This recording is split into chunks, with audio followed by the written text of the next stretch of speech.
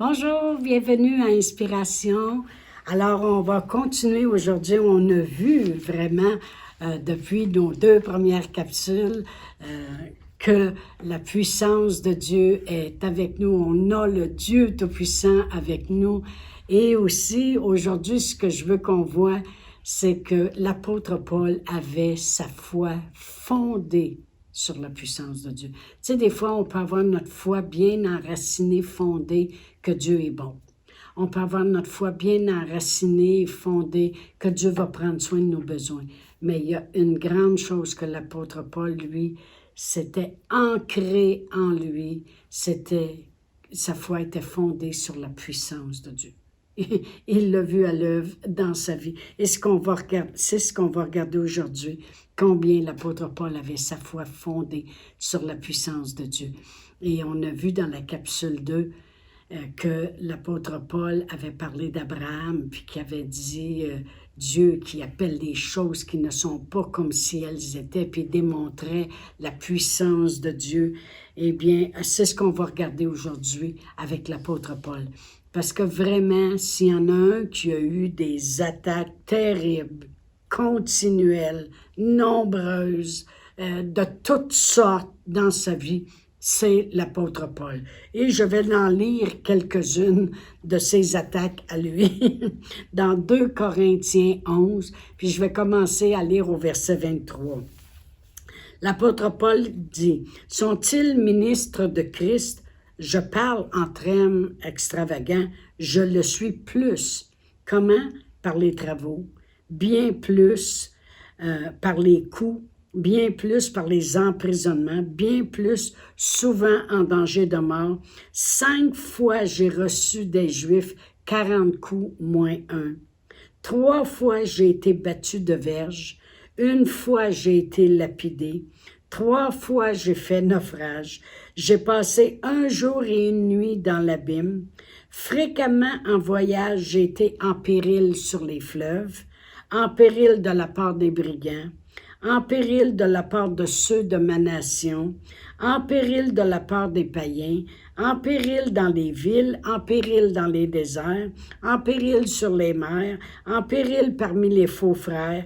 J'ai été dans le travail et dans la peine exposé à de nombreuses veilles, à la faim, à la soif, à des jeûnes multipliés, au froid, à la nudité, et sans parler d'autre chose, je suis assiégé chaque jour par les soucis que me donnent toutes les églises.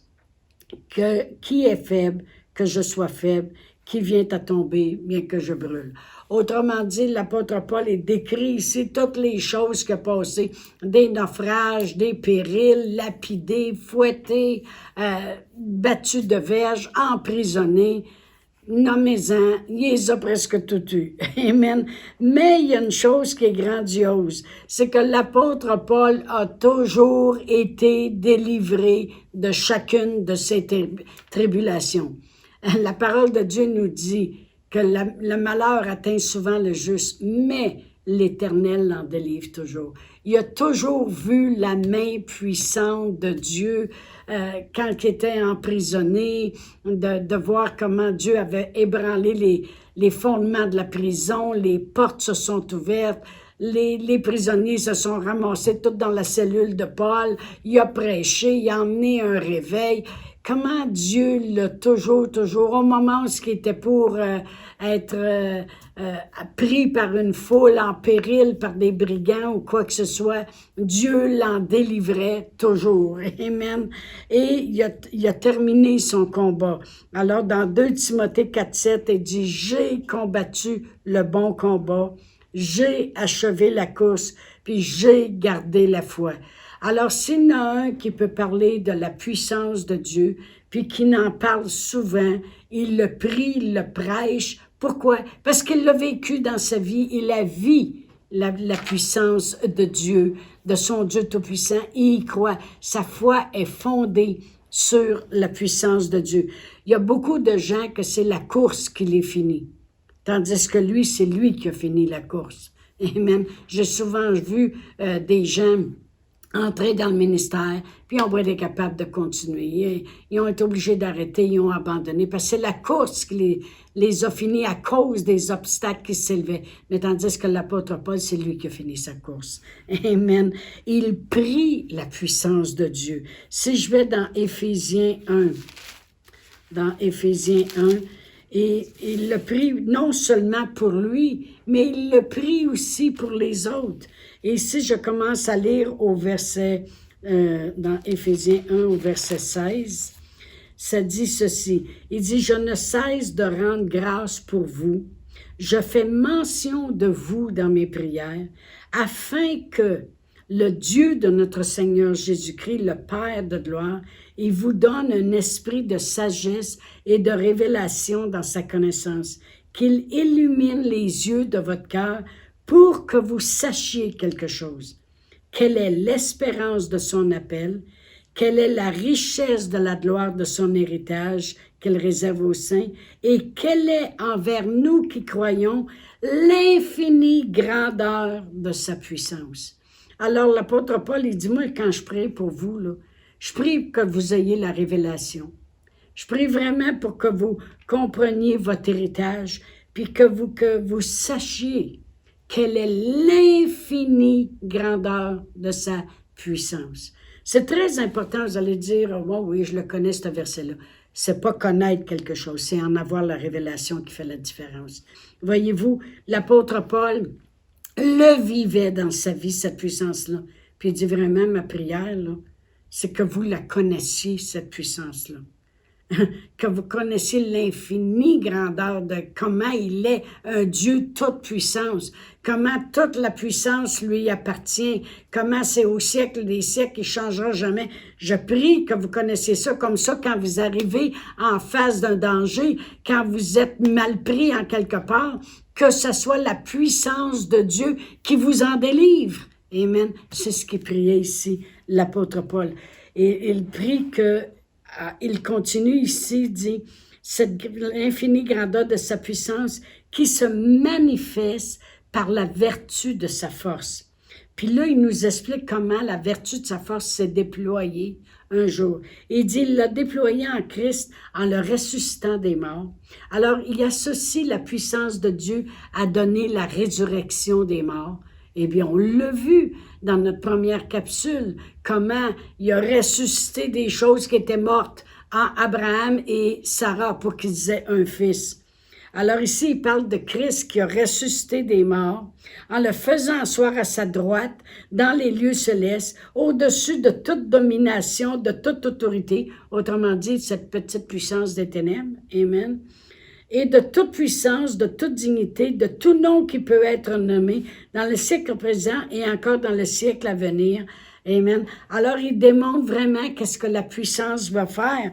Elle ressuscite, cette puissance-là. Elle donne la vie aux morts. C'est pour ça qu'il l'a reconnu avec Abraham lorsqu'on en a parlé dans notre capsule 2. Comment il a dit, c'est Dieu, il donne la vie aux morts. Il appelle les choses qui ne sont pas comme si elles étaient.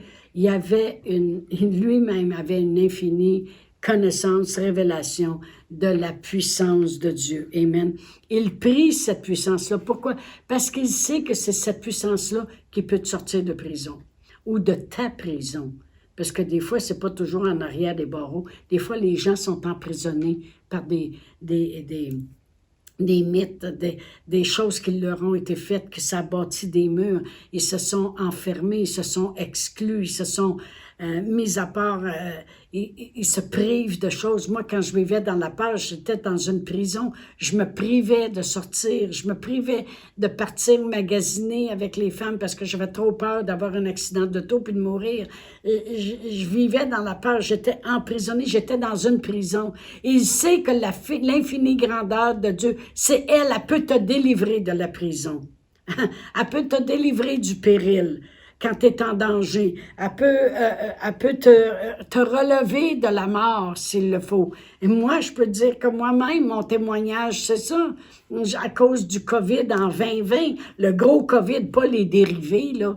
les petites grippes qui existent maintenant. Le vrai COVID du 2020, là, quand ça a sorti, moi, j'étais là en train de mourir, mais il m'a délivré de la mort. Pourquoi? Moi aussi, j'ai une révélation de l'infinie grandeur de la puissance de Dieu. Parce que je l'ai cru, comme Abraham, puis je l'ai vu, puis je l'ai obtenu, puis je l'obtiendrai encore, parce que je ne veux jamais faillir dans ma foi en ce qui concerne l'infinie grandeur de Dieu. Amen.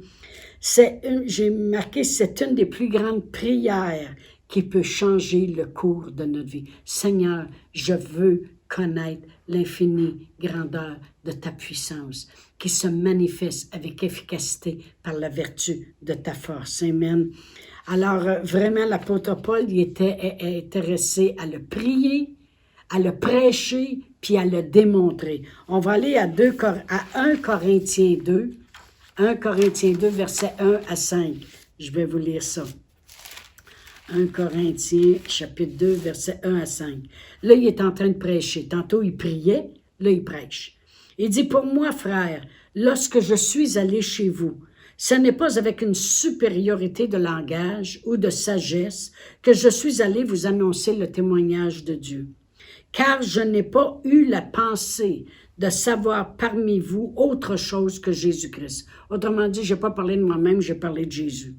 Et Jésus-Christ crucifié. Moi aussi, j'étais auprès de vous dans un état de faiblesse, de crainte, et dans un grand tremblement. Et ma parole puis ma prédication ne reposait pas sur les discours persuasifs de la sagesse, mais par une démonstration d'esprit et de puissance, afin que votre foi soit fondée non sur la sagesse des hommes, mais sur la puissance de Dieu. L'apôtre Paul, il dit, lui, il avait une révélation là, de la puissance de Dieu. Il l'a vu contre toutes les attaques qui sont venues dans sa vie. Il le priait pour les autres. Il dit, je prie pour vous autres. Il faut que vous connaissiez l'infinie grandeur de sa puissance. Il le prêchait. Il dit, moi, je suis venu ici, là, pas pour vous faire des beaux discours.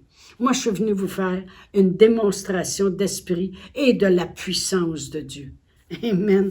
Oh, gloire à Dieu. J'aime l'apôtre Paul. C'est un de mes favoris parmi tant d'autres. Amen. Mais et il le sait que c'est par l'amour de Dieu que la puissance se dégage. Dans Éphésiens 3, je vais y tourner. Et si je lis à partir du verset 14, c'est l'apôtre Paul encore qui parle. Ici, il prie, puis il prie à genoux.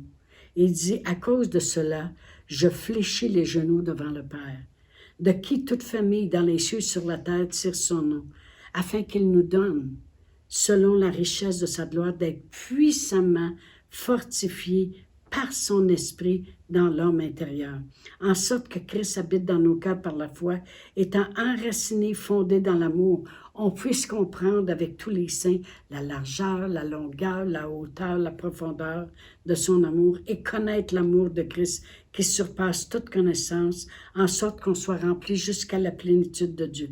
Or, à lui qui peut faire, le Tout-Puissant, par la puissance qui agit en nous. Wow! Infiniment au-delà de ce qu'on pourrait demander ou espérer. Il dit à lui soit la gloire dans l'Église, en Jésus-Christ, dans toutes les générations, au siècle des siècles. Amen. Alors il dit, or à lui qui peut faire par la puissance. Dieu n'agit que d'une façon. Il est le Dieu Tout-Puissant, il le fait par sa puissance, puis il fait infiniment au-delà par sa puissance.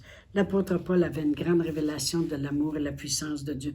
C'est pour ça que dans 1 Jean 4, 18, il dit, la crainte n'est pas dans l'amour, la peur, mais l'amour parfait bannit la peur. Amen.